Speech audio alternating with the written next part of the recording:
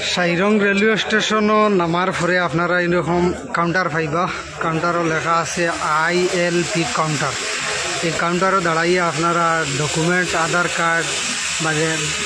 Card PAN card voter card বা passport যে কোনো এটা ডকুমেন্ট দিয়া এখানেও ইনার লাইন পাসপোর্ট বানাইতে লাগে। মিজোরাম যদি তুমি যা ভিতরে ঢুকতে হয় ঘুরতে লাগে তাহলে ইনার লাইন পাস জরুরি, না হইলে তোমার YMA পুলিশে ধরব। এইরকম ইনার লাইন পাস বানাইয়া তারা সিল সিগনেচার মারিয়া দিব। এই কাউন্টারও গিয়া আপনার ডকুমেন্ট দিয়া 350 টাকা ফিজ কাটতে লাগে।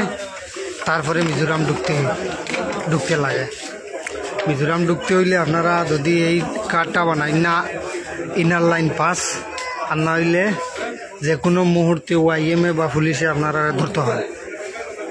যদি আপনারা আইন সাইরং স্টেশনের নামার পরেও এখানে পাইবা কাউন্টার ILP কাউন্টার।